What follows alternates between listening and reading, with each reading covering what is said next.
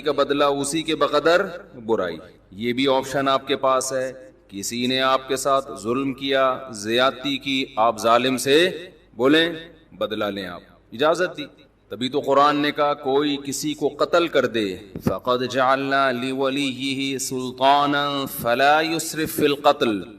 اللہ کہتے ہیں ہم نے مقتول کے وارث کو اجازت دی ہے کہ قاتل سے بدلہ لے لے. ہم نے اس کو یہ قدرت دے دی ہے, ہم نے طاقت دے دی ہے, ہم نے اجازت دے دی ہے. بین الاقوامی لا تو کہتا ہے کہ قاتل کو آپ قتل نہیں کر سکتے, اس کو یہ ہوگا, عمر قید ہوگی. اللہ کہتے ہیں نا نا نا نا. کسی کے باپ کو قتل کر دیا گیا, بیٹے کو پرمیشن ہے کہ وہ قاتل سے قصاص لے. حکومت اس میں تعاون کرے گی, قصاص تو یہی لے گا. حکومت کا کام ہے قاتل کو پکڑ کے مقتول کے وارث کے حوالے کرنا. بتا بھائی چھوڑنا چاہتا ہے یا مارنا چاہتا ہے. حکومت کا یہ کام ہے. حکومت چھوڑ نہیں سکتی آپشن, کیونکہ گورنمنٹ کا بندہ نہیں گیا ہے. بندہ تو جس کا گیا اس کو تکلیف ہوئی ہے نا. جو سیکولر حکومتیں ہیں وہ انسانوں کو اپنا غلام سمجھتی ہیں, حالانکہ وہ دعویٰ کرتے ہیں کہ ہم انسانوں کو غلامی سے نکال رہے ہیں. اسلام کہتے ہیں کسی کے غلام نہیں ہے, کوئی حکومت کا غلام نہیں ہوتا. حکومت کا کام مینجمنٹ ہے اور لوگوں کو ظلم کا بدلہ دلانا ہے, عدل و انصاف فراہم کرنا ہے. دنیا نے کیا کیا, قانون سازی کر کے انسانوں کے اوپر تھوپ دی ہے. وہ کیا کیا تھوپی ہے وہ ایک لمبی کہانی ہے. کہ دعویٰ تو یہ ہے کہ ہم آزادی, انسان کو آزاد کر رہے ہیں, آزاد نہیں کر رہے, سب کی غلامی سے نکال کے اپنا غلام بنا رہے ہیں. عورت کو شوہر کی غلامی سے نکالا, ریاست کا غلام بنا دیا. شوہر جو باپ پہ خرچ کرتا, بیوی پہ خرچ کرتا, بولا نہیں باپ بیوی پہ خرچ نہیں کرو, ایک دھیلا بھی تم پہ, ہمیں ٹیکس دو, 40% ہمیں دو اپنی تنخواہ کا. 1 لاکھ کما رہے ہو, 40,000 ہمیں دو, ہماری مرضی, پھر ہم تمہارے باپ کو اولڈ ہاؤس میں کتنا دیں اور تمہاری بیوی کو ہم کتنا دیں, یہ ہماری مرضی, ہمارا ہیڈک ہے, تمہارا نہیں ہے. یہ اسلام ریلیشن کا قائل ہے. ریلیشن شوہر بیوی کا ریلیشن ہے. شوہر بیوی پہ خرچ کرے گا تاکہ بیوی اس سے محبت کرے, بیٹا باپ پہ خرچ کرے گا تاکہ باپ اپنے بچوں کو شوق سے پالیں گے, یہ بڑھاپے میں ہمارا سہارا ہے. آپ نے سارے ریلیشن ختم کر کے لوگوں کو غلام بنا دیا, کس کا؟ ریاست کا. اسی میں یہی ہے کہ اسلام کہتا ہے کسی کے باپ کو قتل کیا گیا ہے, انتقام کی آگ کس میں بھڑک رہی ہے؟ گورنمنٹ میں تھوڑی بھڑک رہی ہے. حکومت کا کیا لگتا ہے بھائی؟ وہ اچھا بھلا تمیز سے بیان چل رہا تھا, محبت سے غصہ آ گیا مجھے, آرام سے چل رہا تھا نا. یہی ہے نا, یہ لبرل لوگوں سے ہمیں واسطہ پڑتا ہے نا, صبح شام گوروں کے گیت گاتے رہتے ہیں بیٹھ کے, مغربی ممالک کے گیت گاتے ہیں. اتنا اچھا سسٹم, اتنا اچھا سسٹم. کیا خاک سسٹم ہے یار یہ, جس میں انسان کو اس کے بنیادی حقوق نہیں مل رہے. آپ کہہ سکتے ہیں ہمارے ملک میں کون سا مل رہے ہیں, تو ہمارے ملک میں اسلام نہ ہونے کی وجہ سے مل رہے ہیں. اسلام ہوتا تو مل رہے ہوتے. اس میں اسلام کا قصور نہیں ہے, یہ تو ہمارے حکمرانوں کا قصور ہے. ڈالر نیچے آ گیا سنا, تھوڑا سا خوش فہمی میں مبتلا ہونے کی ضرورت نہیں ہے. 10 روپے نیچے آئے گا, 20 روپے اوپر جائے گا. یہ تھوڑا سا ڈپریشن کم کرنے کے لیے گورنمنٹ کرتی ہے کہ تھوڑا سا نیچے لا کے دھکا دے کے اوپر لے کے جاؤ. تو یہ سیٹ اپ, خیر یہ ایک الگ تبصرے ہیں. تو اسلام ہے جو آپ کو بنیادی حقوق دیتا ہے. میرے باپ کو اللہ نہ کرے کوئی قتل کر دے, گورنمنٹ کا نقصان نہیں ہے. نقصان کس کا ہے؟ میرا انتقام کی آگ مجھ میں بھڑکتی ہے. اس کا نقصان یہ ہوتا ہے کہ میں قاتل کو تلاش کروں گا, وہ نہ ملے اس کے بھائی کو مار دوں گا, وہ نہ ملے اس کے ماموں کو مار دوں گا, جو ہوتا ہے قبائلی علاقوں میں. اسلام نے اس پہ پابندی لگا دی. نا نا نا نا نا. اللہ کہتے ہیں فقط جعلنا لولیہ سلطانا, دیکھو ہم نے تمہارے جذبات کا خیال کیا ہے, ہم نے تمہیں طاقت دی ہے کہ قاتل سے بدلہ لوگے تمہیں گناہ نہیں ملے گا. اب جب ہم نے تمہیں تمہارا حق دے دیا تو اب حد سے تجاوز نہ کرو. کیا مطلب؟ قاتل کے علاوہ کسی اور سے بدلہ لینے کی کوشش نہ کرو. اس نے آپ کا ایک مہمان مارا, آپ نے کہا ہم اس کے 2 مہمان ماریں گے. یہ کام, وہ ایک پنجاب والا چلا گیا نا, پنجاب والا چلا گیا وزیرستان میں, وہاں قبائلی لڑائیاں ہو رہی تھیں, تو وہ کہیں باہر اس کو چارپائی پہ سلا دیا انہوں نے. تو اس کو ڈر لگ رہا ہے یار ان کی تو دشمنی اٹھا کی رات کو آوازیں آتی, مجھے کو مار پور کے نہ چلا جائے. اس نے دروازہ بجایا, بھائی مجھے اندر سلا. اس نے کہا کیوں, گھبرا کیوں رہا ہے؟ اس نے کہا مجھے ڈر ہے آپ لوگ کی دشمنیوں میں نہ مارا جاؤں. اس نے کہا فکر نہ کرو, وہ ہمارا ایک مہمان مارے گا, خدا کی قسم اس کا 10 مہمان مارے گا. اس نے کہا بھائی اس کا تم 10 مارو 20 مارو, ہم تو مر گئے نا, ہم تو گئے کام سے. تو دیہاتی علاقوں میں چاہے بلوچستان ہو, چاہے اندرون سندھ ہو, چاہے کے پی کے ہو, چاہے پنجاب ہو, یہی ہوتا ہے. جہاں قانون نہیں ہے وہاں کیا ہے, قاتل نہ ملے تو جو ملے اس کو مار دو. قرآن اس سے منع کر رہا ہے، نا نا نا نا نا، دیکھو ہم نے تمہیں رائٹ دیا، گورنمنٹ نہیں دیتی ہے، گورنمنٹ کہتی ہے نہیں، اتنے لمبے کیسز چلتے ہیں، مقدمے چلتے چلتے چلتے چلتے، پھر جج پیسے کھا کے، ایسا بھی ہوتا ہے، جو ججز بیان سن رہے ہیں ان کے علاوہ کی بات کر رہا ہوں، تو انصاف نہیں ملتا انسان کو۔ عمر قید تو ہے ہی نہیں اسلام میں، لمبی جیل میں ڈال دیا، وہ اور بڑا مجرم بن کے آئے گا، وہ کھانے پینے سے گیا۔ یہاں کتنا اچھا قانون بنایا کہ قاتل کو پکڑ کے حکومت کیا کرے گی، باپ کو مارا ہے تو بیٹے کے حوالے، شوہر کو مارا ہے تو بیوی کے حوالے، لے بھائی اپنے میاں کا بدلہ لے لے، اور اگر دیت لے کے چھوڑنا چاہے تو اس کا بھی آپشن تیرے پاس ہے، دیت لے لے، چھوڑ دے اس کو۔ پھر قرآن نے دیت کی ترغیب دی، فَمَنْ عُفِيَ لَهُ مِنْ أَخِيهِ شَيْءٌ، جس کو اپنے بھائی کی طرف سے معافی مل گئی، یعنی اللہ مقتول کے وارث کو کہہ رہے ہیں قاتل بھی تمہارا دینی بھائی ہے تو بھائی سمجھ کے چھوڑ دو، ترغیب دی ہے، زبردستی نہیں کی اسلام نے۔ حالانکہ اللہ تو زبردستی بھی کر سکتا ہے نا کہ چھوڑنا پڑے گا، لیکن اللہ کہہ رہے میں ایسے قانون کیوں بناؤں، حالانکہ وہ خدا ہے، اس کو ہم پہ حق ہے، پھر بھی وہ کہہ رہا ہے کہ ایسے قانون کیوں بناؤں کہ انتقام کی آگ بھڑکے ان کے دل میں۔ خدا جب ہمارے جذبات کی رعایت کر رہا ہے تو گورنمنٹ کون ہوتی ہے جو رعایت نہ کرے؟ بھائی اللہ حکومت سے بڑا ہے کہ نہیں ہے؟ اس کو ہم پہ زیادہ قدرت ہے۔ تو قرآن نے کیا کہا؟ ترغیب دی کہ اس کو کیا کرو، معاف کرو، بہتر یہ معاف کر دو، دیت لے لو، پیسے لے کے چھوڑ دو، اس سے تمہاری غربت دور ہو جائے گی، تمہارا نقصان ہوا اس کی تلافی ہو جائے گی۔ اے اللہ اس سے تو ہم اگر دیت لے کے چھوڑیں گے یہ تو غیرت کے خلاف ہے، ہمارے باپ کو مارا وہ قیامت میں کہے گا کہ پیسے لے کے چھوڑ دیا، تو اللہ کہتے ہیں نا نا نا نا نا نا، یہ دنیا کا سزا ہے، آخرت میں قاتل کو معاف نہیں کروں گا۔ دنیا میں تو قاتل سے قصاص لے بھی لیا جائے نا، گردن اڑا بھی دی جائے تو اس کا جرم تھوڑی معاف ہوتا ہے، اس لیے کہ جس کو مارا ہے اس نے تو بدلہ ابھی لیا نہیں ہے۔ دیکھیں جب کوئی قتل کرتا ہے دو نقصان ہوتے ہیں، ایک تو جو بندہ مارا اس کا نقصان وہ گیا، دوسرا اس کے لواحقین کا نقصان، تو ابھی تو لواحقین کی تلافی ہوئی ہے، جو بندہ گیا ہے اس سے تو آخرت میں حساب لیا جائے گا۔ میں سمجھا پا رہا ہوں اپنی بات کہ نہیں سمجھا پا رہا؟ ابھی میں نے محرم پہ بیان کرنا ہے لیکن یہ قصاص کی بات درمیان میں آ گئی، میں یہ بتانے کے لیے کہ ہر چیز کا ایک ضابطہ ہے، لا بیان کیا ہے اسلام نے۔ تو قرآن کیا کہہ رہا ہے؟ قاتل کو فلا یسرف فی القتل، ہم نے اجازت دے دی ہے تو قتل میں حد سے تجاوز نہ کرو۔ نمبر ایک، حد سے تجاوز کیا ہے؟ جس نے قتل کیا اس کے علاوہ کسی اور کو مارنے کی کوشش نہ کرو۔ پھر اس کا چاچا آ گیا تو اس کا ماموں آ گیا تو اس کا خالو آ گیا، اس کو اڑا دیا، نا نا نا نا۔ نمبر دو، قتل کرنے میں بھی حد سے تجاوز نہ کرو، اس کو تڑپا تڑپا کے مت مارو۔ تبھی حدیث میں آتا ہے لا قواد الا بالسیف، قصاص لیا جائے گا تلوار سے، اس میں تکلیف کم ہوتی ہے۔ سعودی عرب میں گردنیں اڑائی جاتی ہیں نا، دیکھی ہوں گی آپ نے، اب تو وہاں بھی آہستہ آہستہ کم ہو رہا ہے۔ اس میں کیا کرتے ہیں، جلاد ادھر ایک تلوار لگاتا ہے گردن پہ پیچھے، جیسے ہی تلوار لگتی ہے آپ کی جتنے بھی کنیکشن ہے نا دماغ اور باڈی کا فوراً ختم، تکلیف کا احساس ختم۔ ادھر قاتل کی گردن الگ ہوئی، قاتل تڑپتا ہوا نظر آتا ہے مگر اسے تکلیف بولو نہیں ہوتی، کیونکہ دماغ اور باڈی کا کنیکشن کیا ہو گیا، ختم۔ تو وہ تکلیف کیسے محسوس کرے گا؟ لیکن دہشت بہت ہوتی ہے، کیونکہ جس طرح اس کی گردن الگ ہو کے گرتی ہے اور جس طرح اس کی لاش تڑپ رہی ہوتی ہے، اس سے لوگوں پر ایک دہشت طاری ہو جاتی ہے اور لوگ قتل سے بچ جاتے ہیں کہ یار ہمارا بھی انجام ہوگا۔ کتنا پیارا حکم ہے کہ جو قتل کا مقصد تھا لوگوں کو بچانا آئندہ جرم سے، وہ مقصد پورا پورا حاصل ہو رہا ہے اور قاتل کو تکلیف کم سے کم دی جا رہی ہے۔ میں سمجھا پا رہا ہوں اپنی بات؟ لیکن جو اسلام مخالف قوتیں ان کا قانون کیا ہے؟ بند کمرے میں لٹکاؤ۔ بند کمرے میں کسی کو عبرت ہوگی ہے بھائی؟ ایک صاحب سعودی عرب سے آئے، بہت پرانی بات ہے، انہوں نے کہا کہ میں نے پہلی دفعہ سعودی عرب میں جب قصاص دیکھا نا، گردن اڑائی، تو میں 2 گھنٹے کانپتا رہا ہوں کھڑے ہوئے۔ بتاؤ جس نے یہ منظر دیکھا ہو وہ خود کسی کو قتل کرنے کی جرت کر سکتا ہے؟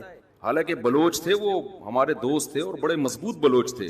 بلوچ تو ویسے ہی مضبوط عام طور پر ہوتے ہیں، بہادر بھی ہوتے ہیں، ان کو وہ کہہ رہے پھر بھی مجھے، میں کیا کر رہا ہوں، ایسے کانپ رہا ہوں۔ تو بتاؤ یہ دہشت کے بعد کوئی ہمت کرے گا؟ لیکن جس کو قتل کیا ہے قصاصاً اس کو تکلیف بولو کم سے کم۔ لیکن جو اسلام مخالف قانون ہے وہ ہے پھانسی۔ بند کمرے میں کیا کرتے ہیں؟ پھانسی لٹکا دیتے ہیں۔ اس میں قتل ہونے والے کو تکلیف اور اذیت بے انتہا ہے۔ گلا گھونٹ کے مارو کسی کو، آپ اپنا گلا گھونٹیں تھوڑی دیر کے لیے، اندازہ ہو جائے گا اس میں کس قدر اذیت ہوتی ہے۔ لیکن عبرت کا پہلو اس میں کیا ہے؟ زیرو، کیونکہ بند کمرے میں چھپا کے ہوتی ہے۔ ایک نقصان تو یہ، دوسرا نقصان، جب کھلے عام قصاص لیا جاتا ہے جو اسلام کا حکم ہے، اس میں معافی کا آپشن بہت زیادہ ہے. جو قاتل مقتول ہے نا اس کے وارثوں کو پبلک کہے گی کہ یار اس کو کیا کرو، چھوڑ دو، ہمیں ترس آ رہا ہے، ساری دنیا کے سامنے چوک پہ بٹھائے ہوئے اس کو گردن اڑانے کے لیے، چھوڑو یار دیت لے کے کیا کرو، بولو نا معاف. اس وقت زیادہ ترس آتا ہے لوگوں کو، اس بات کا امکان ہے کہ قاتل معاف کر دے. اور بہت سے ایسے واقعات ہوئے ہیں جب چوک پہ لایا گیا اور جلاد تلوار لے کے کھڑا ہوا ہے، لوگوں نے آ کے درخواستیں کی چھوڑ دو، تو مقتول کے وارثوں نے کیا کہا، معاف کیا. بہت ہیں. بند کمرے میں پھانسی میں یہ حکمت، یار نہیں بول رہے رفیع بھائی، پولیس لے کر آؤ. جملہ آپ کو جو سینٹینس جو ہے جملہ کمپلیٹ کیا کریں، جس سے مجھے احساس ہوتا ہے کہ دیکھو میں پوری بیداری کے ساتھ بیان کر رہا ہوں. 1.5 پراٹھے کھا کے بیٹھا ہوں میں یہاں پہ، مجھے ڈاکٹر کہہ رہے ہیں کہ نہیں پراٹھے نہیں کھاؤ، یہ عمر پراٹھوں کی نہیں ہے، کوئی بھی عمر نہیں ہے پراٹھوں کی. لیکن اگر ناشتے میں پراٹھے نہ ہوں تو وہ بیان ایسا مرجھایا ہوا ہوتا ہے. پھر جیسے آپ بیٹھے ہوئے ہیں نا، پھر میں ویسے بیٹھا ہوا ہوتا. تو اس کی ہم نے تلافی یہ کی ہے کہ بھائی صبح پراٹھے کھا لو، دوپہر کا کھانا ناغا کر دو. کیا خیال ہے اس کی تلافی اس طریقے سے؟ پراٹھے چھوڑ دیں، دنیا چھوڑ دے آدمی ناشتے میں، اس کے بغیر مزہ نہیں ہے. کھائے تو مزے کی چیز ہے نا. ڈاکٹر لوگ جو ڈائٹنگ پلان بناتے ہیں اس میں تو انسان کے زندگی کے مزے، آپ دیکھو کیٹو ڈائٹ کے نام سے آج کل آ رہے ہیں کہ صبح یہ کھائیں، پالک کے اتنے پتے کھا لیں. ہم بکری کو کھلاتے ہیں پالک کے پتے، اتنا پودینہ اس میں اتنے ٹماٹر ڈال کے چاٹ بنا کے کھا لیں اس کو. اور پھر دوپہر کو آپ نے تھوڑے سے پتہ نہیں کیا کرتے ہیں وہ، یہ کھا لیں 2 انڈے. اور یہ رات کو آپ تھوڑا سا گوشت، وہ بھی نمکین بالکل سوکھا.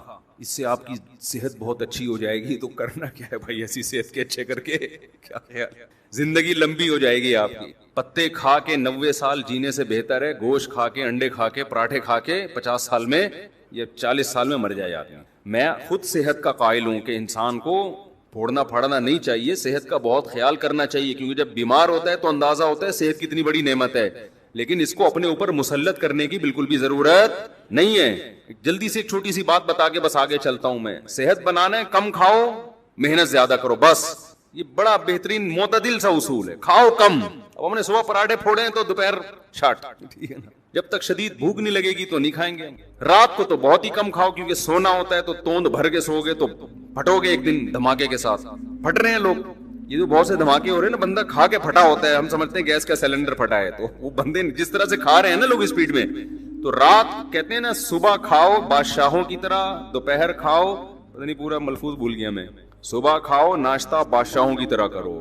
میٹابولزم بہت تیز ہوتا ہے اس وقت، لکڑ ازم پتر ازم. دوپہر کھاؤ، الگ سے ہے کچھ جملہ، مالداروں کی طرح تھوڑا کم کر لو. اور رات کو کھاؤ فقیروں کی طرح، جیسے ملا ہی نہیں کھانے کو.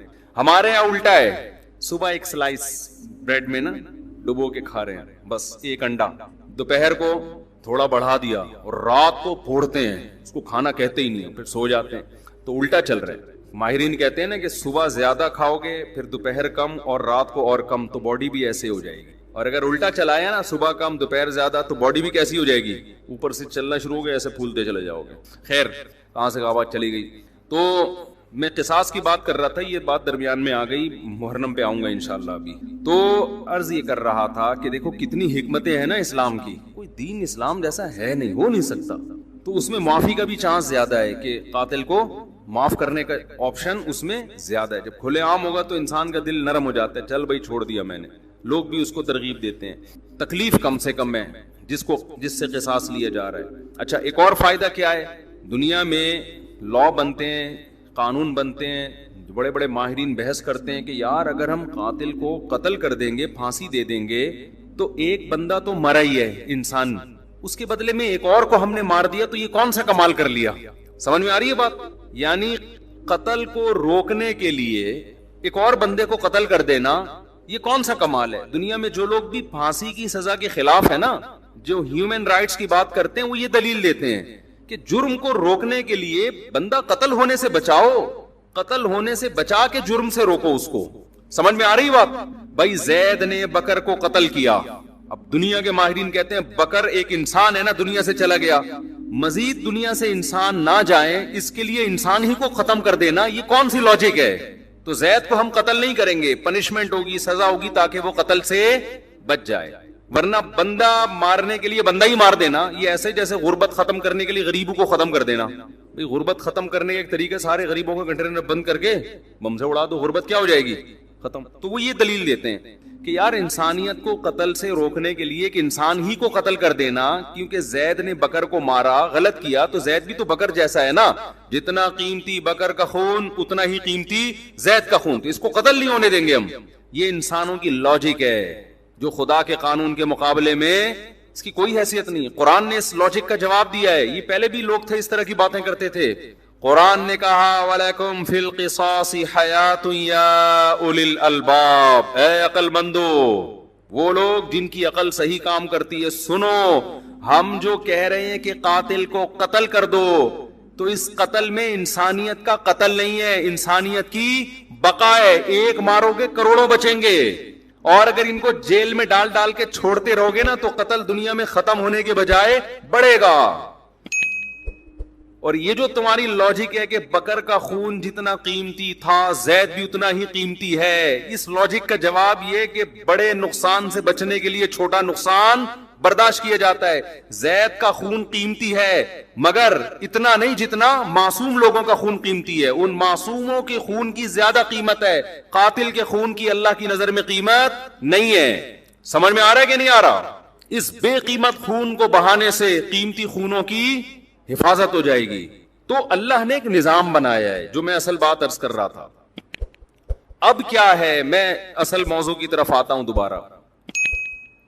اللہ تعالیٰ نے محرم بھی دیا ہمیں, سفر بھی دیا ہمیں, ربیع الاول بھی دیا ہمیں پچھلی قوموں کے واقعات بھی سنائے, یہود و نصارہ کے. قرآن کہتا ہے یہود و نصارہ نے اپنے دین کو کھیل اور تماشا بنا لیا. لہو و لعب, کیا مطلب لہو و لعب بنا لیا؟ جن احکامات کو فوکس کیا گیا تھا نا تورات اور انجیل میں, ان احکامات سے غافل ہو گئے اور اپنی طرف سے احکامات گڑ گڑ کے ان کو فالو کرنا شروع کر دیا. سمجھ میں آ رہی ہے بات؟ یہاں تک کہ ان میں بھی پھر اختلافات شروع ہوئے. کسی نے کہا یہ صحیح ہے, کسی نے کہا یہ غلط ہے. اختلاف ہوتے ہوتے ہوتے ہوتے حدیث میں آتا ہے 72 فرقوں میں ڈیوائیڈ ہو گئے. وہ کتنے فرقوں میں؟ 72. کیونکہ جب نئی نئی چیزیں ایجاد کی ہیں نا تو نئی چیزوں کی بریکیں کیا ہوتی ہیں؟ بولو, فیل. مثلا آپ نے کہا ربیع الاول میں ہم یوں بھی کریں گے, نبی کے نام پہ یہ بھی کریں گے, وہ بھی کریں گے. تو بھئی جب آپ دن منا رہے ہیں تو کچھ لوگوں نے کہا پھر کیک بھی کاٹیں گے, پراپر سالگرہ منائیں گے. کچھ نے اس کی مخالفت کی, کچھ نے حمایت کی. مخالفت کرنے والوں کے پاس بھی کوئی دلیل نہیں ہے, اس لیے کہ جس بیس پہ آپ مخالفت کر رہے ہو کہ یہ صحابہ سے ثابت نہیں ہے, تو جو آپ کر رہے ہو وہ کہاں سے ثابت ہے؟ تو ٹکڑوں میں بٹنا, فرقوں کے اندر فرقیاں نکلنا شروع, فرقوں کے اندر فرقیاں. پھر بعض نے کہا ہم 12 ربیع الاول کو عید کی نماز بھی پڑھیں گے, کیونکہ جب عید کا دن ہے تو نماز بھی ہونی چاہیے, اور ہو رہی ہے بعض علاقوں میں عید کی پراپر نماز. اس پہ انہی کے علماء نے اعتراض کیا کہ بھئی عید کی دو عیدوں کی نمازیں ثابت ہیں, 12 کو نماز ثابت نہیں ہے. اس پہ سوال اٹھا کہ جب آپ دوسرے پہ رد کرتے ہو تو کہتے ہو یہ ثابت نہیں ہے, تو جو کام آپ نہیں جو کر رہے ہو, عید کے علاوہ بھی تو بہت سارے کام کر رہے ہیں 12 ربیع الاول کو, یہ کہاں سے نبی سے ثابت ہے, صحابہ سے ثابت ہے؟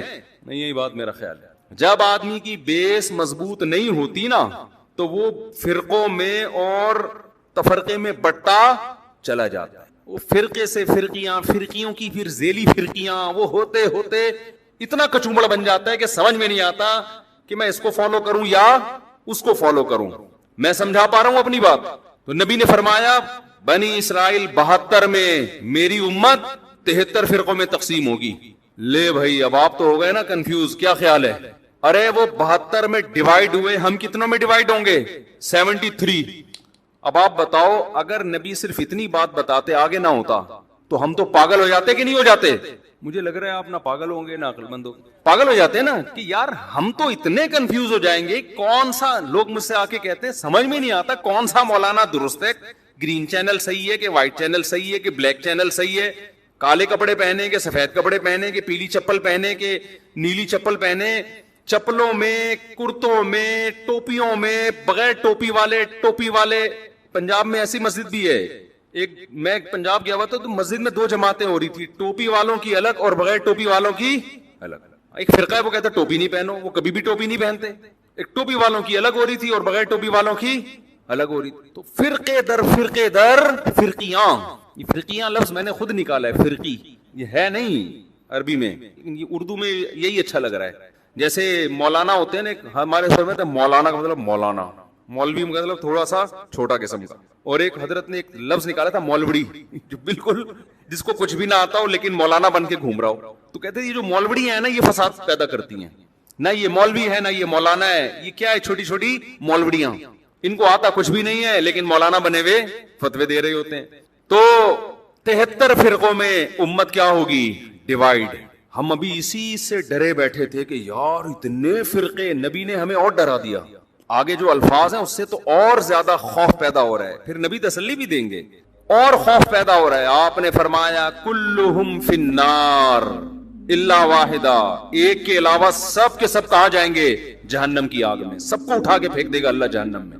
लो भाई, इससे तो हमारा खौफ कम होने के बजाय और ज्यादा बढ़ गया। अगर नबी इतना ही कहते 73 फिरकों में डिवाइड हो जाओगे, हम कहते कोई बात नहीं यार, 73 में से हो सकते हैं 70 जन्नत में जाएं, तो हम किस में से होंगे, उन्हीं 70 में से होंगे। ये बहुत अहम बयान कर रहा हूं, इसको खोपड़ी में बिठाएं किसी तरीके से। कुल्लुहुम फिन्नार, सब के सब कहां होंगे, जहन्नम में।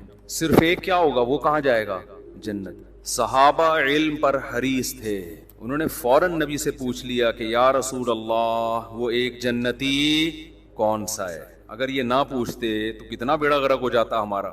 नबी ने उस फिरके का नाम नहीं बताया। ये भी हमारे नबी ने हम पर बहुत बड़ा एहसान किया, क्योंकि अगर नबी नाम बताते तो सब लोग वही नाम रख लेते। एक आदमी कहता है जी ये मेरी तरफ से मिठाई ले जाओ, वसीम नाम का आदमी होगा, सिर्फ उसी को देना। अब मजमे में एक वसीम है, सलीम है, गफार है, एक सत्तार है, एक याकूब है, एक यूसुफ है, सारे बैठे हुए हैं। भूख सबको लग रही है, मिठाई खाने का सबका दिल कर रहा है। आईडी शनाख्ती कार्ड किसी के पास नहीं है। पहले से इसने अनाउंस कर दिया कि भाई वसीम नाम के आदमी के लिए मिठाई आ रही है, तो सारे वसीम बन जाएंगे कि नहीं बन जाएंगे। सब कहेंगे वसीम कौन है, मैं हूं। उसको पता है इसने कौन सा नादरा में जाके देखना है, एक मिठाई के डब्बे के लिए नादरा में थोड़ी लेके जाएगा। सब वसीम बन जाएंगे। आज यही हो रहा है। जमातुल मुस्लिमीन ने कहा कि नबी सल्लल्लाहु अलैहि वसल्लम ने फरमाया कुर्बे क़यामत में जमातुल मुस्लिमीन को लाजिम पकड़ना।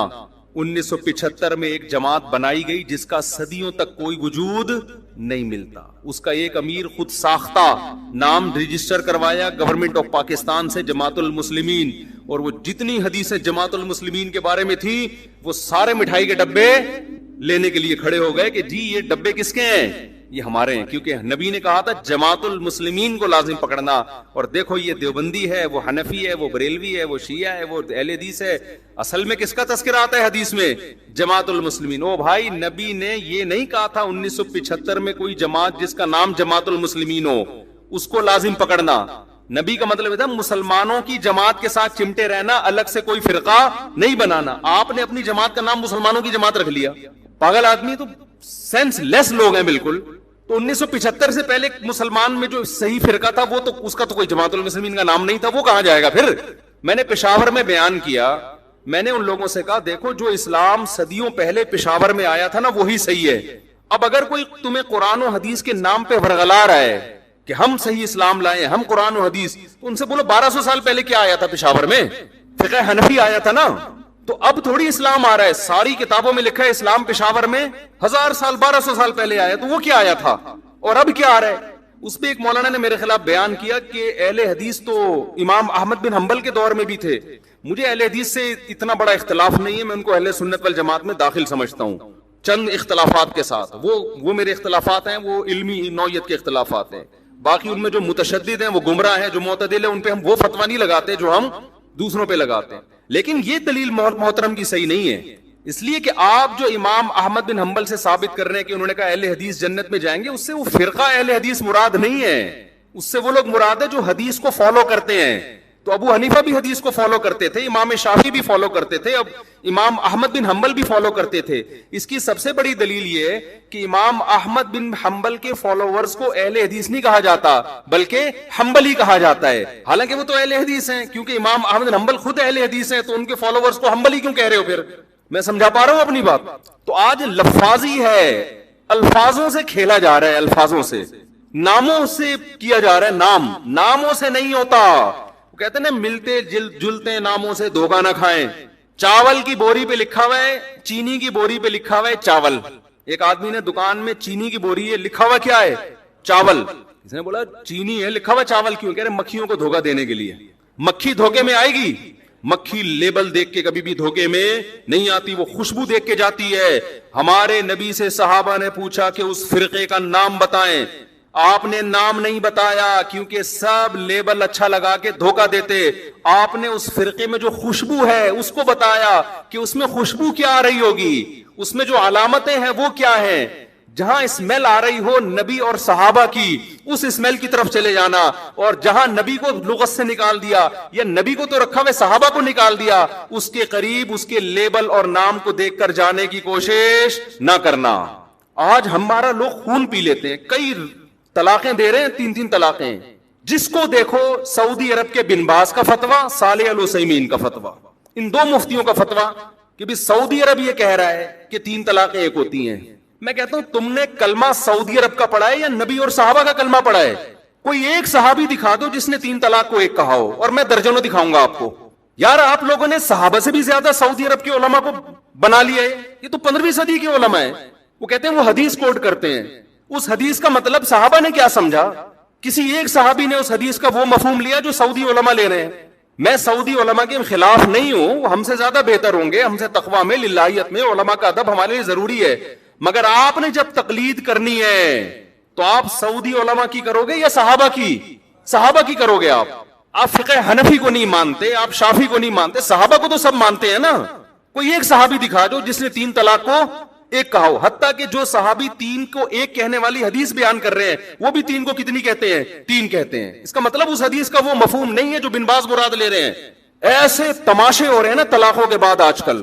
شوہر طلاقیں دیتا ہے، بیوی اپنی مرضی کا فتویٰ، بیوی کو رہنا ہے تو اہل حدیث سے فتویٰ لا رہی ہے، نہیں رہنا تو حنفیوں سے فتویٰ لے کے آ رہی ہے۔ قرآن نے جہاں طلاق کے مسائل بیان کیے وہاں اللہ نے کہا کہ اللہ کی آیات کو، اللہ کے حکام کو مذاق نہ بناؤ۔ اہل حدیث حضرات علماء کی انتہائی عزت کے ساتھ، لیکن میں یہ اپنا رونا میں ان کے سامنے روتا ہوں کہ آپ لوگوں کی وجہ سے طلاق کے احکام مذاق بن چکے ہیں۔ اس وقت آپ اس پہ دوبارہ سے تحقیق کریں۔ اس لیے ہم کہتے ہیں لوگوں کو مجتہدین کو فالو کرو، ان کا علم آج کے مولویوں سے زیادہ، وہ قرآن و حدیث کو آج کے لوگوں سے زیادہ بہتر سمجھتے تھے۔ ہم قرآن حدیث کے مقابلے میں ابو حنیفہ کو فالو نہیں کرتے، خوب سمجھ لو۔ ہمارا یہ رائے ہے، فتویٰ ہے، جو صحیح حدیث کے مقابلے میں ابو حنیفہ کو فالو کرے گا کافر ہو جائے گا، گمراہ تو دور کی بات ہے۔ بات یہ ہوتا ہے کہ حدیث کا ایک تشریح ابو حنیفہ کہتے ہیں، ایک تشریح آپ کی نظر میں ہوتی ہے، ہم اس تشریح کو ترجیح دیں گے جو ابو حنیفہ کی رائے ہوگی۔ آپ کی رائے پر ابو حنیفہ کی رائے کو ترجیح دے رہے ہیں، نبی کی رائے پر ابو حنیفہ کی رائے کو ترجیح نہیں دے رہے۔ خدا کی قسم لا الہ الا اللہ، جو قرآن و حدیث پر ابو حنیفہ کو ترجیح دے گا اللہ کی قسم کافر ہو جائے گا۔ وہ ہمارا موقف 2 اور 2 4 کی طرح ہے، لیکن بات یہ آپ کے کہنے سے نہیں ہم کریں گے۔ آپ کی ایک رائے ہے جو صحیح بھی ہو سکتی ہے غلط بھی، ابو حنیفہ کی بھی ایک رائے ہے جو صحیح بھی ہو سکتی ہے غلط بھی، لیکن اس میں غلطی کا امکان کم، آپ میں غلطی کا امکان زیادہ ہے۔ تو طلاق ثلاث میں تو 4 ائمہ متفق ہیں، یہ تو تابعین تبع تابعین کے دور کے ہیں، سارے صحابہ متفق ہیں، آپ کو حدیث مل گئی، کیسی بات ہے بھائی؟ میں ایک اہل حدیث عالم کے پاس گیا، میں نے فتویٰ دیا تھا 3 طلاقیں واقع ہو گئی ہیں، وہ صاحب لے آئے اہل حدیث سے فتویٰ۔ میں نے ان سے کہا کہ آپ تقلید کرتے ہیں؟ انہوں نے کہا نہیں میں تحقیق کرتا ہوں۔ میں نے کہا چلو پھر میں اہل حدیث عالم کے پاس چلتا ہوں، اب تحقیق کی دنیا میں ہم دیکھتے ہیں کون صحیح ہے کون غلط ہے۔ آپ نے تو تحقیق کرنی ہے نا، تقلید تو کرنی نہیں ہے، لیکن یہ کر رہے تقلید ہی ہوتے ہیں، لیبل تحقیق کی، کیونکہ تحقیق پھر پوری ہوتی ہے، ادھوری نہیں ہوتی۔ میں ان اہل حدیث کے پاس گیا، بڑے احترام سے بیٹھا، میں نے کہا حضرت آپ نے فتویٰ دیا ہے، اس کی دلیل دیں۔ انہوں نے صحیح مسلم کی مشہور حدیث پیش کر دی، نبی کے دور میں 3 ایک سمجھی جاتی تھی، ابو بکر کے دور میں۔ میں نے کہا ایسے تو متع کے بارے میں بھی آتا ہے، نبی کے دور میں متع جائز سمجھا جاتا تھا، ابو بکر کے دور میں عمر نے پابندی لگائی، تو پھر متع بھی حلال ہے۔ کہہ رہے نہیں اس کے تو منسوخ ہونے کی دلیل ہے، تو میں نے کہا اس کے بھی منسوخ ہونے کی دلیل ہے، ادھوری حدیث نہ بتائیں، دوسری حدیث بھی بتائیں۔ پھر وہ کہنے لگے، میں نے کہا پھر خود اس حدیث کے جو راوی عبداللہ بن عباس ہیں وہ خود کہہ رہے ہیں کہ 3 طلاقیں ایک وقت کی 3 ہوتی ہیں، تو وہ جواب میں کہتے ہیں کہ ہم نے کلمہ عبداللہ بن عباس کا نہیں پڑھا، ہم نے کلمہ نبی کا پڑھا ہے۔ میں نے کہا ویل ڈن، حضرت مجھے یہ بتائیں کہ آپ نے نبی کا کلمہ پڑھا ہے، عبداللہ بن عباس نے کس کا کلمہ پڑھا تھا؟ انہوں نے نبی کا کلمہ پڑھے بغیر یہ فتویٰ دے دیا۔ تو میں عرض کر رہا ہوں کہ لفاظی ہے، سمجھ رہے ہیں، لیبل اچھے اچھے لگے ہوئے ہیں، باقی ہر چیز میں اہل حدیث کو غلط نہیں کہتا، بعض چیزوں میں صحیح ہیں وہ، اور بعض چیزوں میں دیوبندی غلط، معذرت کے ساتھ، اللہ یہ کہ دیوبندیوں کے جو محققین ہیں، بڑے بڑے علماء ہیں، وہ ایسی غلطیاں نہیں کرتے۔ مفتی تقی عثمانی صاحب ہو گئے، اس لیول کے جو علماء ہیں نا وہ معتدل ہیں. وہ آپ نے دیوبندیت کو سمجھنے کے لیے ہر آدمی کو فالو نہیں کرنا, ہر ایک کا بیان آپ یوٹیوب پہ سن کے فتوا لگا دو کہ یہ ایسا نہیں ہے بھائی. بعض لوگ کیا کرتے ہیں, دیکھ کے چاول جیسے تھوڑے سے چکھے آپ نے اور پوری دیکھ پہ حکم لگا دیا. بعض لوگ کیا کرتے ہیں, کسی اسکالر نے کوئی غلط بیان, مسئلہ غلط بیان کیا, فوراً کوئی فتنہ پرور بیٹھا ہوتا ہے, اس کا کلپ چلاتا ہے, دیکھو دیوبندی کیا کہہ رہے ہیں. او بھائی یہ پورا دیوبندی ٹھیکیدار تھوڑی ہے یہ بندہ کہ جو بولے گا آپ نے سب پہ ٹوک دیا اس کو. میں تو آپ کو پھر بھی دیوبندی بریلوی کی بحث میں, یہ تو لوگوں نے مشہور کی ہوئی ہے, ہمیں تو ہم اللہ کی قسم اٹھا کے کہتے ہیں کہ اپنے نام کے ساتھ نہ دیوبندی لگاؤ نہ بریلوی. میرے نام کے ساتھ لگایا تھا, میں نے ہٹوایا ہے لوگوں سے. یہ بھی ہمارے اکابر کی تعلیمات ہیں. کیوں؟ جو فرقہ جنت میں جائے گا اس پہ لیبل سے نبی کیا کہہ رہے ہیں اس کے متاثر نہ ہو. اب نبی فرما دیتے, صحابہ نے پوچھا یا رسول اللہ کون سا فرقہ جنتی ناجیہ نجات پانے والا کون سا ہوگا؟ تو ہمارے نبی کا ہم پر یہ احسان کہ آپ نے وہ نام نہیں. آپ اگر کہتے اہل حدیث ہوں گے تو جمعے کی نماز میں ٹانگیں چوڑی کر کے پڑھاتا, میں زور سے آمین کہتا. ایسا ہی ہے نا. ہمارے نبی کہتے کہ وہ حنفی ہوں گے تو جتنے اہل حدیث ہیں وہ کیا بن جاتے, سارے حنفی بن جاتے. ہمارے نبی کہتے کہ وہ ہری پگڑی والے ہوں گے, اب تو انہوں نے بھی سفید کر دی پگڑی, تو ہم سب ہرے ہرے ہوتے ہیں. یہاں کیا خیال ہے؟ پگڑی بھی ہری ہوتی, اور اب مجھے نہیں پتا ان کا کیا کیا ہرا ہوتا ہے, اللہ بہتر جانے. اور کیا ہرا ہوتا؟ پین ہرا ہوتا جی, کنگھی ہری ہوتی ہے, شکریہ جی, ٹیوب لائٹ ہری. اچھا خیر, نبی فرماتے وہ دیوبندی ہوں گے تو سب لوگ اپنے نام کے ساتھ کیا لگاتے؟ دیوبند. نبی نے نام, نبی فرماتے وہ شیعہ ہوں گے تو سب کیا بنے ہوتے؟ ہم محرم میں کالے کپڑے پہن کے بیٹھے ہوتے, سب اپنے آپ کو شیعہ ثابت کرنے میں لگے ہوتے. نبی نے علامت بتائی تاکہ ملتے جلتے ناموں سے دھوکا نہ کھائیں, ناموں سے متاثر نہ ہو. نام کچھ بھی ہو, اول تو ہمارا نام مسلم رکھ دیا ہے قرآن نے, تو ہم سب کیا ہیں؟ مسلم ہیں, جس کو اردو میں مسلمان کہا جاتا ہے. ہمیں کسی اور شناخت کی بالکل ضرورت نہیں ہے. سوال پیدا ہوتا ہے پھر یہ مشہور کیسے ہو گئے دیوبندی بریلوی؟ میں بار بار کہتا ہوں یہ لوگوں نے نام دیے ہیں آسانی کے لیے. مثال کے یہ لوگ کیوں نام دیتے ہیں؟ آپ کہیں رشتہ لینے کے لیے جائیں, لڑکی والے آپ کا کانسیپٹ پوچھنا چاہتے ہیں کہ یہ میلاد شریف والا ہے, تیجے 40 والا ہے, ربیع الاول میں پروگرام والا ہے, یا یہ والا نہیں ہے. اب وہ پوری ڈیٹیل پوچھیں تمہارا عقیدہ کیا ہے, پوری ڈیٹیل کے بجائے شارٹ نام رکھا ہوا, بھائی جو یہ کرتے ہیں ان کو بریلوی کہا جاتا ہے, جو یہ نہیں کرتے ان کو کیا کہا جاتا ہے؟ دیوبندی. تو ان شارٹ وہ انہوں نے, کیونکہ مسلمان تو دونوں ہی کہلاتے ہیں نا. ایک صاحب مجھے کہنے لگے آپ حنفی کیوں ہیں, آپ مسلم کیوں نہیں ہیں؟ میں نے کہا ہم حنفی شافی کے مقابلے میں ہیں, غیر مسلم کے مقابلے میں ہم مسلم ہیں. ہم دیوبندی بریلوی کے مقابلے میں کہلاتے ہیں, غیر مسلم کے مقابلے میں تھوڑی ہم دیوبندی ہوں, تو مسلم ہیں. تو اللہ نے ہمارا نام مسلم غیر مسلم کے مقابلے میں رکھا ہے. باقی نام بھی ہم نے نہیں رکھے, پبلک نے اپنی آسانی کے لیے رکھے, پھر وہ مشہور ہو گئے. ورنہ نہ دیوبندیت میں کچھ ہے نہ بریلویت میں کچھ ہے. اصل میں تو وہ علامت جو نبی بیان کر رہے ہیں, وہ علامت جس میں پائی جائے گی, خواہ وہ دیوبندیت کے نام سے ہو, اہل حدیث کے نام سے ہو, بریلوی کے نام سے ہو, شیعہ کے نام سے ہو, سنی, اس سے کوئی فرق نہیں پڑتا. نام تو وہی دینا چاہیے مسلم. لیکن میں بتا رہا ہوں لوگ اپنی آسانی کے لیے نام دیتے. کس مکتبہ فکر سے آپ کا تعلق ہے؟ تاکہ ان شارٹ بات ہو جائے نا. تو نام نبی قرآن نے ہمیں مسلم دیا, اور علامت کیا بتائی؟ صحابہ نے پوچھا یا رسول اللہ کیا کون سا فرقہ؟ آپ نے فرمایا ما انا علیہ و اصحابی. کیا بلاغت ہے یار اس کلام میں, سارے فرقوں کا پول پٹیاں کھول دی. آپ نے یہ نہیں فرمایا جو قرآن کو فالو کرے گا, یہ نہیں فرمایا, کیونکہ ہر فرقہ نسبت کہاں کرتا ہے؟ قرآن تو سب کی بیس ہے نا, قرآن ہی سے نکل گئے. کیا خیال ہے بھائی؟ ایک فرقہ مسلمانوں میں آئے اور کہ میں تورات کو مانتا ہوں, قرآن کو نہیں مانتا ہوں, یہ تو ہے ہی نہیں, تو کسی کھاتے میں ہے ہی نہیں, نکل یہاں سے.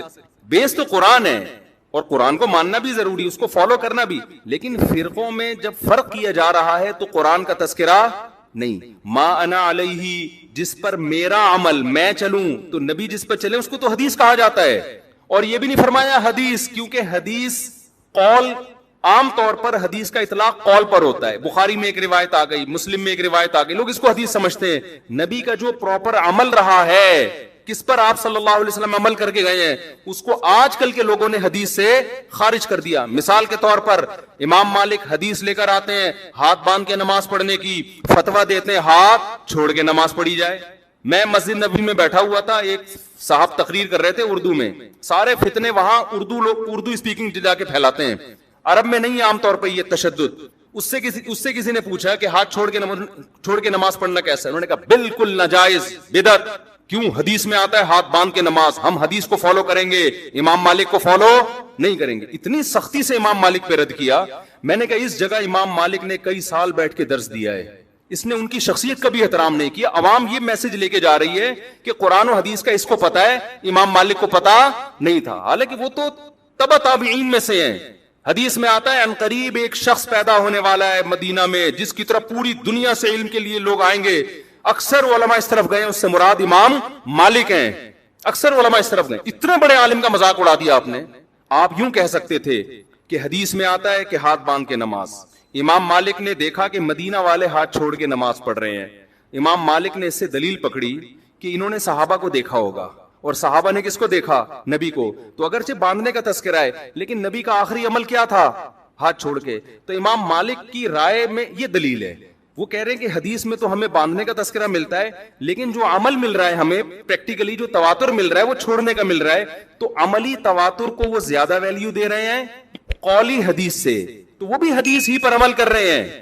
پھر آپ ایک رائے بیان کر دیتے کہ بھئی ان کی رائے بھی ٹھیک ہے، دلیل ان کی بھی بنتی ہے، لیکن ہم حدیث کے ظاہر کو دیکھتے ہیں. بھئی باندھنے کا تذکرہ ہے تو ہم کہتے ہیں نبی نے جو چھوڑ کے نماز پڑھی ہوگی ہو سکتا ہے وہ کسی عذر سے پڑھی ہو، یا ہو سکتا ہے کہ جی وہ آسانی کے لیے، یہ بتانے کے لیے کہ یہ بھی جائز ہے. تو ادب کا تقاضا یہ کہ باندھ لیے جائیں. لیکن اگر کوئی امام مالک کی رائے کو فالو کر رہا ہے تو ہم اس کو بھی برا نہیں کہیں گے.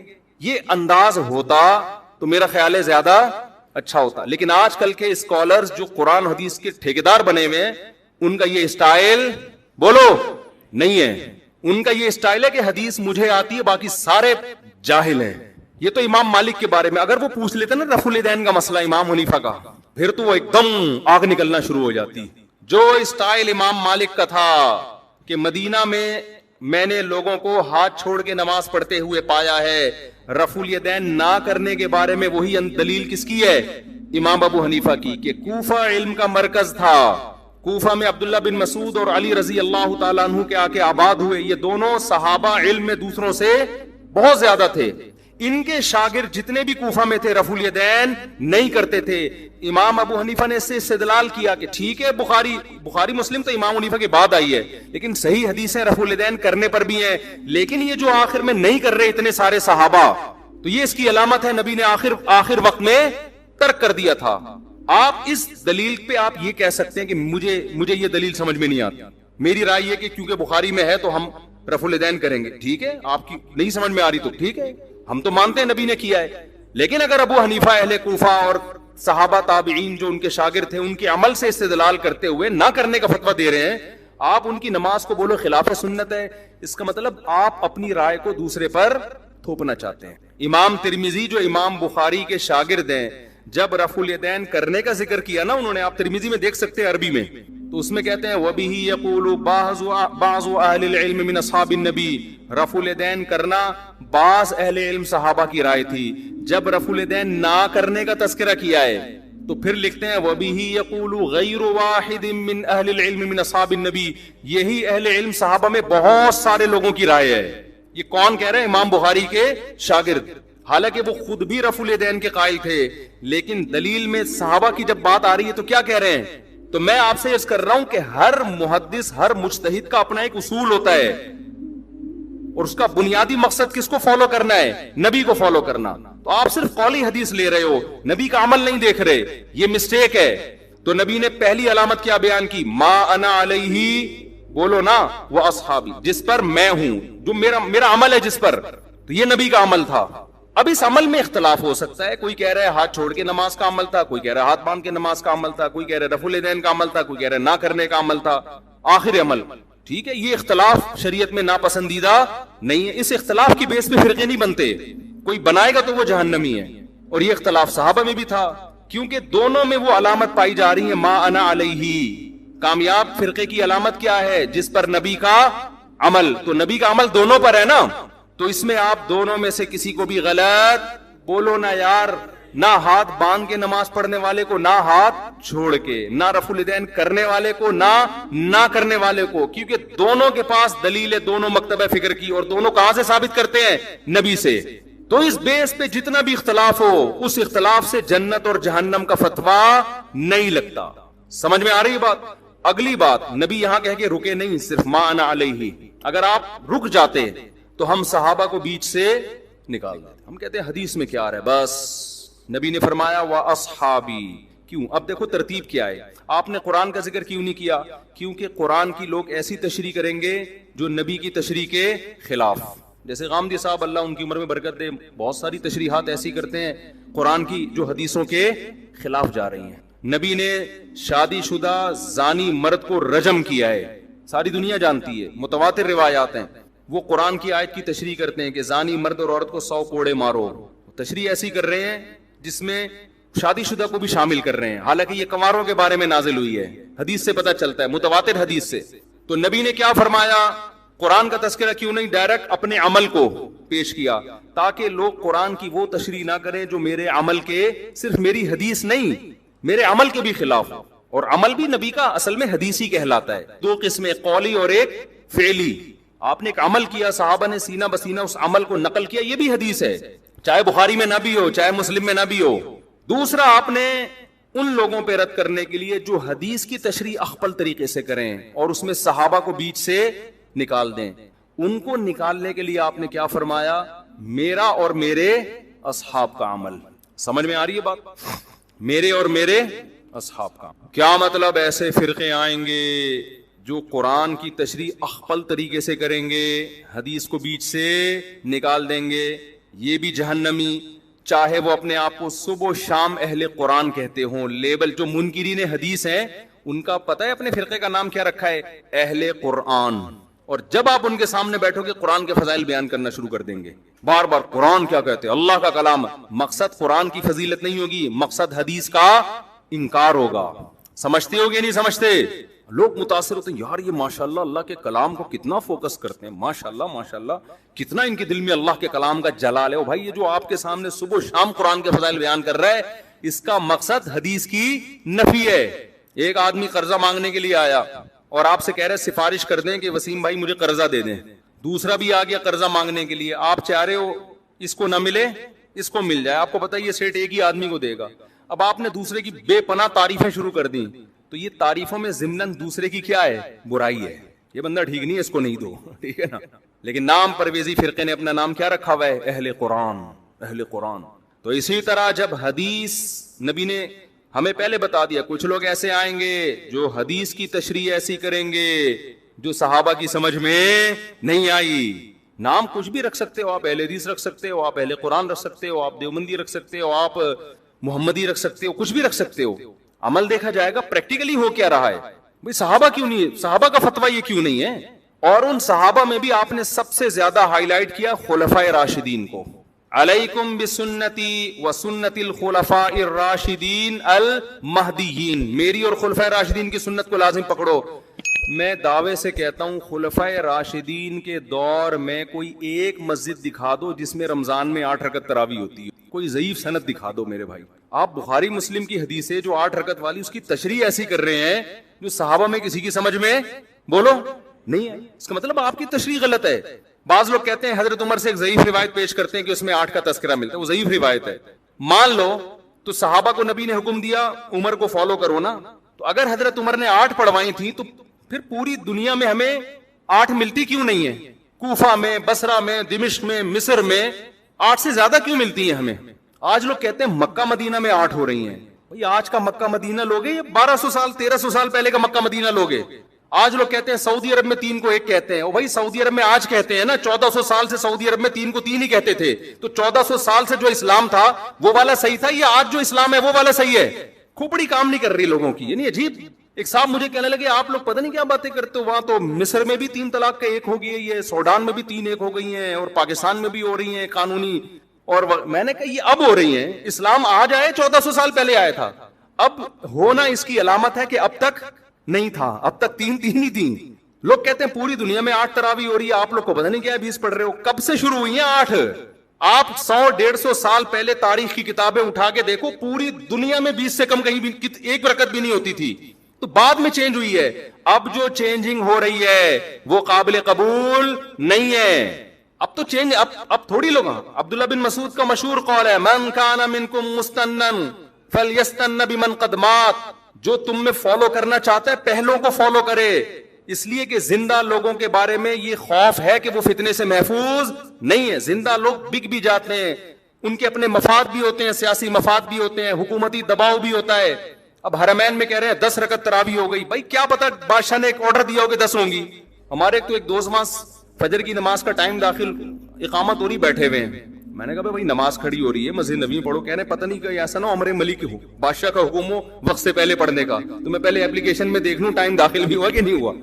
خیر وہ تو تھوڑا انہوں نے غلو کر دیا، لیکن وہ ڈر گئے تھے نا یار ایسا نہ ہو کہ بادشاہ سلامت میں کچھ بھی گم دے دیا ہو. ایسا ہوتا نہیں ہے کہ بادشاہ سلامت ٹائم سے پہلے نماز پڑھنے کا آرڈر دے دے. لیکن آپ کیسے یہ کہہ سکتے ہو کہ یہ عرب علماء کا فتویٰ ہے؟ اگر چند کا ہے بھی تو ہمارے لیے ان کے احترام کے باوجود وہ فتویٰ حجت نہیں ہے. اب میں آخری بات جو محرم پہ لے کے چلا تھا میں جلدی سے وہ سمیٹ کے ختم کرتا ہوں. اصل تو میرا ٹاپک یہ تھا محرم. تو بہن بھائی فرقے بنتے چلے جائیں گے، محرم میں جو کچھ ہو رہا ہے یہ لوگ کریں گے. نبی نے فرمایا 73 فرقوں میں امت تقسیم ہوگی. میں نے اور آپ نے وہ کام کرنا ہے جو قرآن میں ہے، حدیث میں ہے، اور اس پر کس کا عمل ہے؟ صحابہ کا. اور یہ جو چاروں ائمہ ہے نا، انہوں نے انہی کو فالو کیا ہے، صحابہ کو. اس لیے امت کہتی ہے چاروں ائمہ کا جس مسئلے پر اتفاق ہو اس سے شذوذ اور خروج اختیار کرنا جائز نہیں ہے، کیونکہ یہ اس کی ظاہری ایک علامت ہے کہ حق اس میں منحصر ہے. اتنے بڑے بڑے ائمہ کیسے غلطی ایک سے ہوتی ہے، دو سے ہوتی ہے، چاروں متفق کیسے ہو گئے؟ اور اگر آپ نہیں مانتے تو اتنی بات تو مانتے ہو نا، نبی اور صحابہ یہ تو منصوص ہے نا. تو مجھے بتاؤ محرم صحابہ کی زندگی میں آیا تھا کہ نہیں آیا تھا؟ اہل بیت کی زندگی میں آیا تھا نہیں آیا تھا؟ کوئی ایک صحیح روایت ہمیں ملتی ہے کہ اہل بیت نے وہ کچھ کیا جو آج ہم کر رہے ہیں؟ کیا حضرت حسین ابن علی رضی اللہ عنہ سید الشہداء کیا انہوں نے ماتم کی ترغیب دی ہے، یا ان کے اولادوں نے ماتم کی ترغیب دی ہو؟ غم منانا، غموں میں رونا پیٹنا، ماتم کرنا، اسلام صبر کی تلقین دیتا ہے. اہل بیت کا حکم بھی کیا تھا؟ صبر. واویلا کرنا، رونا پیٹنا، چیخنا چلانا یہ اسلام کا حکم نہیں ہے. بعض لوگ استدلال کرتے ہیں کہ فلاں موقع پہ نبی صلی اللہ علیہ وسلم روئے، فلاں موقع پہ فلاں صحابی روئے. غم کے موقع پہ روئے ہیں، غم کا موقع گزرنے کے بعد اس تاریخ آنے پر روئے، ایسا ہمیں تذکرہ بولو نہیں ملتا. غم کے موقع پہ رونا تو انسان کی نیچر ہے، فطرت ہے، اس میں بھی چیخنے کی اجازت نہیں ہے، ماتم کی اجازت نہیں ہے. این جب صدمہ پہنچے اس وقت آپ کو ماتم کی اجازت نہیں، نبی نے لعنت فرمائی ہے. تو صدمہ گزرنے کے 1 سال بعد اس تاریخ کو آنے پر کہاں سے اجازت ہو گئی؟ میں تشدد کا قائل نہیں ہوں، میرا مقصد یہ نہیں ہے کہ آپ جو لوگ یہ کر رہے ہیں ان کو جا جا کے چھیڑیں، تنگ کریں. ہمارا ملک فرقواریت اور لسانی اور فرقوارانہ جھگڑوں کا متحمل نہیں ہے، مار دھاڑ اور نفرت والی تقریریں کرنا نہیں ہے. میرا مقصد تو اہل سنت والجماعت کو یہ بتانا ہے کہ آپ ایک فیصلہ کرو، آپ ادھر ہو یا ادھر ہو. آپ کے اصول کچھ اور ہیں، ان کے اصول کچھ اور ہیں، ان کو ان کے اصولوں پہ چلنے دیں. جب نبی نے کہہ دیا نا 73 ہوں گے تو 73 ہو کے رہیں گے. آپ فرقواریت ختم نہیں کر سکتے. آپ نے سلیکٹ کرنا ہے کہ صحیح کون ہے غلط کون ہے. آج لوگ کہتے ہیں فرقواریت ختم ہو جائے، میں نے کہا نہیں ہو سکتی ختم بھائی. نبی نے کہہ دیا 73 فرقے ہوں گے، کیسے ختم ہوگی؟ آپ نے سلیکٹ کرنا ہے، گائیڈ کرنا ہے کہ صحیح کون ہے، اپنے لیے سلیکشن کرنی ہے ان میں صحیح کون ہے، میں وہاں جاؤں گا. آپ کے پاس بہت سارے آپشن ہوتے ہیں دنیا میں بھی، تو آپ سارے آپشن ختم کر دیتے ہو. کئی رشتہ آیا آپ کے لیے، بہت ساری لڑکیاں ہیں، آپ نے کہا یہ ٹھیک ہے باقیوں کو بم سے اڑا دو. او بھائی آپ کو جو سمجھ میں آئے آپ اس سے شادی کر لو، بلکہ اس سے بھی نہیں 3 اور سے کر لو. اور لڑکی کے پاس ایک آپشن ہے، تو بھائی جو سمجھ میں آ رہا ہے اس سے کر لو، باقی وہ دوسرا جو مرضی آپ کے بھلا سے آپ کہیں اس کو مار دو، کیونکہ وہ غلط آدمی کا رشتہ میرے پاس آیا ہے، بندہ ٹھیک نہیں ہے، ابا اس کو مروا دو. ابا کہے گا بیٹا تو اتنے لوگ صحیح بھی ہیں غلط بھی ہیں، تجھے جو صحیح لگ رہا ہے وہ بتا دے، جو غلط ہے وہ اس کو رہنے دے، وہ تیرا کام نہیں ہے. دنیا میں بہت سی غلط بھی ہوتی ہیں، ان کو وہ غلط مل جائے گا.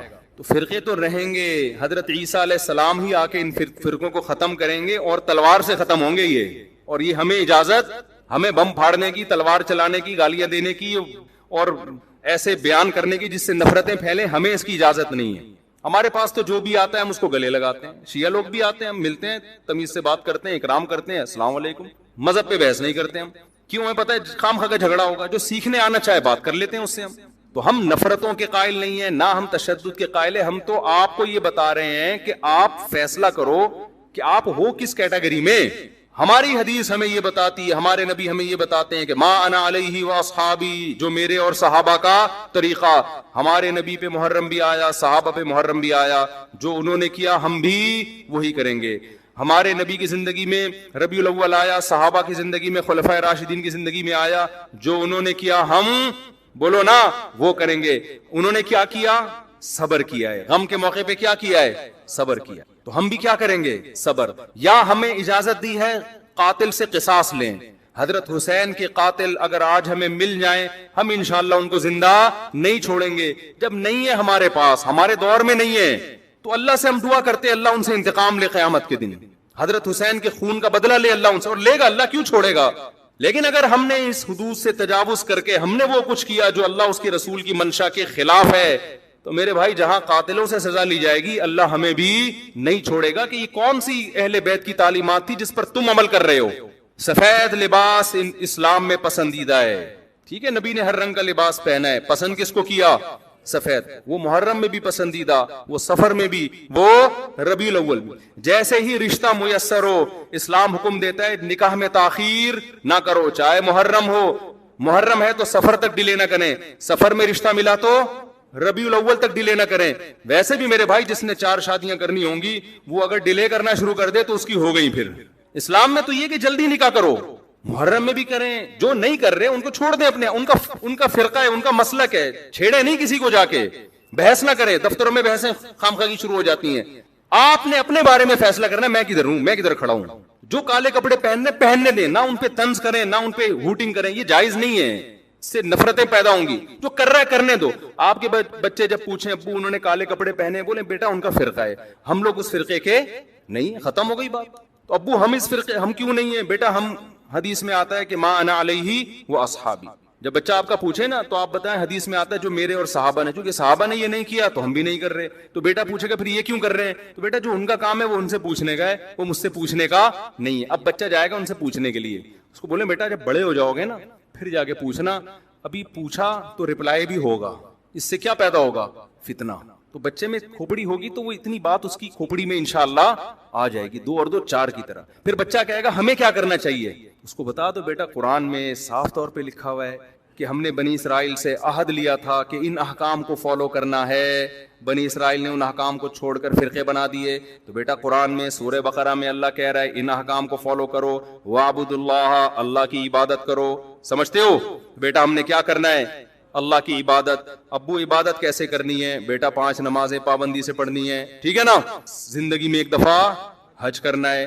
بیٹا سال میں 1 دفعہ زکوٰۃ دینی ہے, اس کے حکام علماء سے پوچھ لو. یہ کرنا ہے ہم نے, محرم میں بھی کرنا ہے, سفر میں بھی کرنا ہے, ربیع الاول میں بھی کرنا ہے, اور ربیع الثانی میں بھی کرنا ہے. جس کا جو حکم آتا جائے, رمضان میں روزے رکھنے, حج کے ایام میں حج کرنا ہے, وہ اللہ نے ڈیٹیں ہمیں بتا دی. ابا محرم میں کیا کرنا ہے؟ بیٹا محرم میں 9 10 یا 10 11 کا روزہ رکھنا ہے, اور زیادہ روزے رکھ سکتے ہو تو سبحان اللہ. حدیث میں آتا ہے سب سے زیادہ رمضان کے بعد روزوں کا ثواب کس مہینے میں ملتا ہے؟ محرم میں ملتا ہے. بیٹا ہم نے یہ کرنا ہے. سمجھ میں آ رہی ہے بات کی نہیں آ رہی؟ اور کیا کرنا ہے؟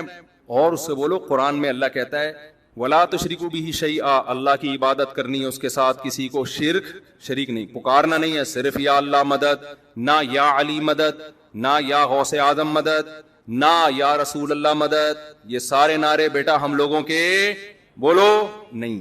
اچھا ابو فلاں نے فلاں کتاب میں لکھا ہے کہ یا رسول اللہ مدد, تو دائرے اسلام سے خارج ہے. بیٹا کون دائرے میں داخل ہے کون خارج ہے یہ تیرا ہیڈ ایک, کیونکہ بچے نے اس کو لے کے پھر وہ فتوے دینا شروع. بیٹا اس کو چھوڑ دے اپنے حال پہ, میں جو تو نے کرنے کے کام ہے وہ میں تجھے بتا رہا ہوں. وہی ہے نا, ایک آدمی رات کو تہجد میں اٹھ کے دعا مانگ رہا تھا, اے اللہ سارے لوگ سو رہے ہیں میں اکیلا جاگا ہوا ہوں, اس عمل کی لاج رکھ لے, سارے لوگ خراٹے لے رہے ہیں میں اکیلا. لوگوں نے کہا بھائی تو اپنی باتیں بتا, ہماری برائیاں کیوں کر رہا ہے اللہ کے سامنے. ایک آدمی نے کمبل نکال کے بولا بھائی تو اپنا بتا نا, ہماری برائیوں ہمیں کیوں ساتھ میں گھسیٹ رہا ہے, یہ لوگ سو رہے ہیں. تو بیٹا یہ آپ کے کرنے کا کام ہے, باقی آپ کسی بھی فتوے کون یا رسول اللہ کہہ رہے ہیں, کون کس کا کیا مطلب ہے, چھوڑو اس بحث کو. اس میں پھر بڑی طویل بحثیں ہیں, یہ ایسے دلدل میں پھنسو گے نکلنے کے قابل نہیں رہو. اچھا ابو اور کیا کرنا ہے میں نے, تو ان کو بتاؤ وَاعْبُدُوا اللَّهَ وَلَا تُشْرِكُوا بِهِ شَيْئًا وَبِالْوَالِدَيْنِ إِحْسَانًا. بیٹا ماں باپ کے ساتھ کیا کرنا ہے؟ احسان. کیسے احسان کرنا ہے؟ اللہ کہتے ہیں لا تقل لهما اف, ماں باپ کے سامنے اف بھی نہیں کہنا. ان کے قدموں میں جنت تلاش کرنی ہے, محبت سے ان کی پیشانی پر دیکھنے سے حج عمرے کا ثواب ملے گا. سب سے بڑا حق اللہ رسول کے بعد کس کا ہے؟ والدین کا. ابا اور کیا کرنا ہے میں نے. وَبِالْوَالِدَيْنِ إِحْسَانًا وَبِذِي الْقُرْبَى, بیٹا جو رشتہ جتنا قریب ہے اس سے بنا کے رکھنی ہے. ماں باپ کے بعد سب سے قریبی رشتہ بھائی بہنوں کا ہے, ان سے توڑنے نہیں دیکھنا, چاہے محرم ہو چاہے سفر میں ہو. کوئی روٹھا ہوا ہے تو اس کو جا کے کیا کر لو, راضی کر لو, ان پہ خرچ کرو, ہدیے دو, ان کو نذرانے دو.